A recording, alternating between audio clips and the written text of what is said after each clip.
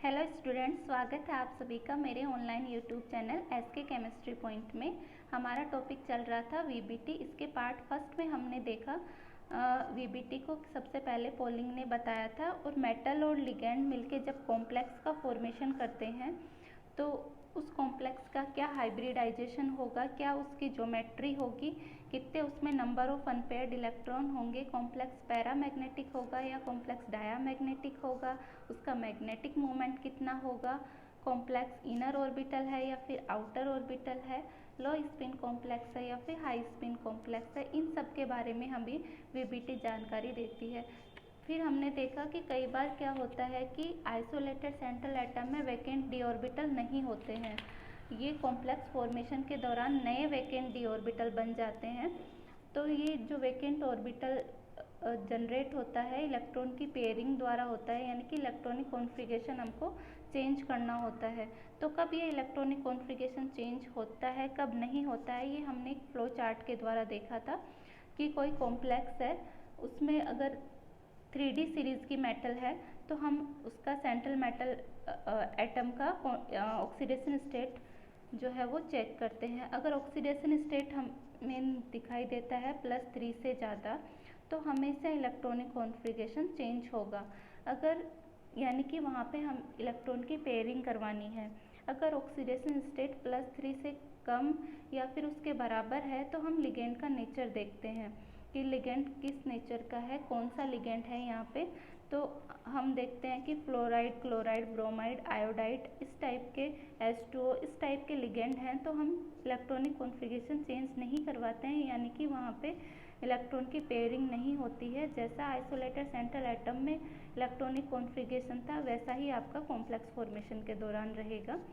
अगर other ligand है इसके अलावा, जैसे कि अमोनिया वगैरह, तो हम चेंज इन इलेक्ट्रॉनिक कॉन्फ़िगरेशन करवाते हैं, यानी कि वहाँ पे इलेक्ट्रॉन की पेयरिंग करवाते हैं। तो और हम बात करें 4D और 5D सीरीज़ की कोई मेटल है तो वहाँ पे हमेशा इलेक्ट्रॉनिक कॉन्फ़िगरेशन जो है वो चेंज होगा। ये हमने देखा। साथ में हमने क्या देखा, दो नोट देखे थे। मैंने बोला था कि फ्लो चार्ट को अप्लाई करने से पहले इन दो नोट को अप्लाई करना है, यानी कि ये दो नोट ध्यान में रखने हैं। नोट फर्स्ट क्या है कि 3D सीरीज़ की कोई मेटल हो, ऑक्सीडेशन स्टेट +2 हो, कोऑर्डिनेशन नंबर 6 हो, अमोनिया उसके साथ लिगेंड हो, तो हम नो चेंज इलेक्ट्रॉनिक कॉन्फ़िगरेशन करवाते हैं कि वहाँ पे इलेक्ट्रॉनिक कॉन्फ़िगरेशन चेंज नहीं करवाते हैं, चाहे लिगेंड जो है आपका अमोनिया आ जाए। और नोट 2 में हम बात करें तो हमने देखा कि कोबाल्ट +3 ऑक्सीडेशन स्टेट में है किसी कॉम्प्लेक्स में, तो हम अगर वहाँ पे लिगेंड OH H2O OX-2 ऐसे लिगेंड भी आ जाते हैं तो हम चेंज इन इलेक्ट्रॉनिक कॉन्फ़िगरेशन करवाते हैं, यानी कि वहाँ पे हम इलेक्ट्रॉन्स की पेयरिंग करवाते हैं।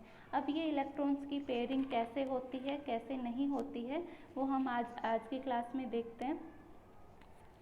तो हम देखते हैं कि अगर D0 1 2 3 का केस हो, यहाँ पे N-1 D electron inner orbital, inner D orbital है यहाँ पे आपके मेटल के, ये यहाँ पे आपके हैं S ऑर्बिटल, P ऑर्बिटल और ND ऑर्बिटल।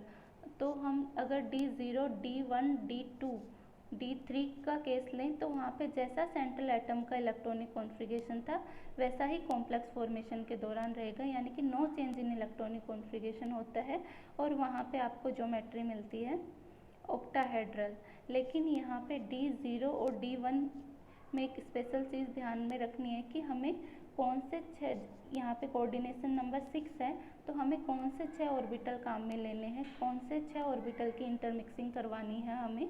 तो हम देखेंगे उसके लिए कि ज्योमेट्री अगर ऑक्टाहेड्रल है तो हमें आपके अंदर के दोनों D ऑर्बिटल काम में लेने हैं, और अगर ज्योमेट्री ट्राइगोनल प्रिज्मेटिक है तो हमें अंदर के पांचों D ऑर्बिटल काम में लेने हैं। तो ये ऑक्टाहेड्रल ज्योमेट्री कब लेनी है, ट्राइगोनल प्रिज्मेटिक ज्योमेट्री कब लेनी है, वो हम देखते हैं। तो अगर लिगेंड आपका ऑर्गेनिक हो तो आपकी ज्योमेट्री आपको ट्राइगोनल प्रिज्मेटिक रखनी है D0 और D1 के केस में। ये यहाँ पे आपका केस है D0 और D1 का। D0 और D1 में अगर आपका लिगेंड ऑर्गेनिक है, बल्कि लिगेंड है इस टाइप का, तो हमें ट्राइगोनल प्रिज्मेटिक ज्योमेट्री लेनी है, यानी कि D5S D4SP और आपका हाइब्रिडाइजेशन यहाँ पे काम में D5P। ये हाइब्रिडाइजेशन हो सकते हैं। एग्जाम्पल में इसको समझेंगे तो हमें आसानी से समझ में आएगा। और अगर यहाँ पे इसके अलावा कोई लिगेंड है तो हम ज्योमेट्री ऑक्टाहेड्रल रखेंगे। तो ये बात हुई D0 और D1 के केस की। और 2 और 3 में हमेशा इलेक्ट्रॉन अंदर के ही मतलब अनपेयर्ड रहेंगे, जैसे सेंट्रल एटम में है वैसे ही यहाँ पे रहेंगे। अब बात करें D4, D5, D6, D7 की। तो D4 में इलेक्ट्रॉन अंदर के D ऑर्बिटल में 1, 2, 3 और 4, यानी कि चेंज इन इलेक्ट्रॉनिक कॉन्फ़िगरेशन हम यहाँ पे बात कर रहे हैं। तो यानी कि एक इलेक्ट्रॉन की पेयरिंग करवा के हम अंदर के 2 D ऑर्बिटल काम में ले लेते हैं हाइब्रिडाइजेशन में, उनको मिक्स करवाते हैं एक S और 3 P के साथ। तो यहाँ पे D2sp3 आपका हाइब्रिडाइजेशन मिलता है हमें। D5 के केस में भी हम एक इलेक्ट्रॉन यहाँ पे 2, 3, 4, 5 इस टाइप से भरेंगे, यानी कि यहाँ पे भी इलेक्ट्रॉनिक कॉन्फ़िगरेशन चेंज करवा के हम चेंज के दौरान हमें अंदर के 2 वेकेंट D ऑर्बिटल खाली रखने हैं। D6 के केस में भी अंदर के 2 वेकेंट D ऑर्बिटल खाली रख के हमें D2sp3 ज्योमेट्री देखनी है। अब D7 में हम क्या करें? D7 में हम अगर यहाँ पे 1, 2, 3, 4, 5, 6, 7, 8 ऐसे इलेक्ट्रॉन भरते हैं, तो यानी कि हम अंदर के D ऑर्बिटल्स को खाली नहीं रखते हैं, तो वहाँ पे हमें बाहर के आउटर ऑर्बिटल काम में लेने पड़ेंगे। अब आउटर D ऑर्बिटल को काम में हम क्यों नहीं ले सकते हैं? क्यों हमें एक इलेक्ट्रॉन को यहाँ से प्रमोट करवा के आउटर D ऑर्बिटल में भेजना होता है, ये हम देखते हैं कि क्या होता है इसमें। कि आपका n-1D ऑर्बिटल है,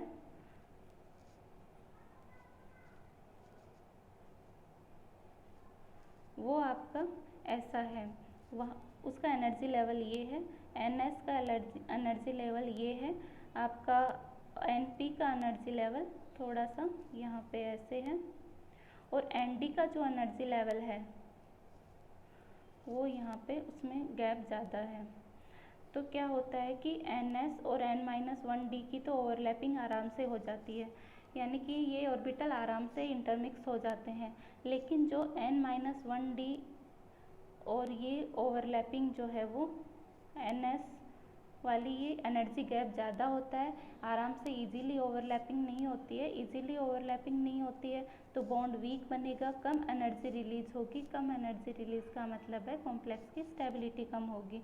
तो हम यहाँ पे बाहर के D ऑर्बिटल हम काम में नहीं ले सकते हैं, क्योंकि अगर बाहर के D ऑर्बिटल काम में लिए तो हमको ज़्यादा एनर्जी, आपको यहाँ पे एनर्जी गैप ज़्यादा है, तो यहाँ पे ओवरलैपिंग आसानी से नहीं होती है।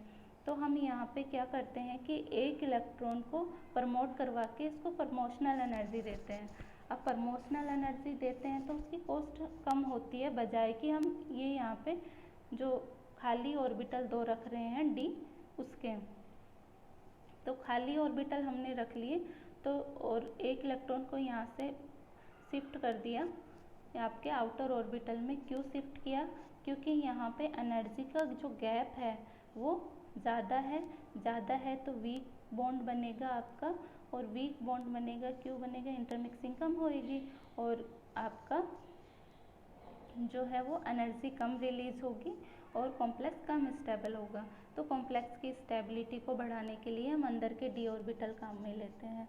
अंदर के D ऑर्बिटल हमें खाली रखने हैं, तो एक इलेक्ट्रॉन को यहाँ प्रमोट करके बाहर वाले ऑर्बिटल में भेज देते हैं, ताकि हमको D2sp3 हाइब्रिडाइजेशन मिल जाए।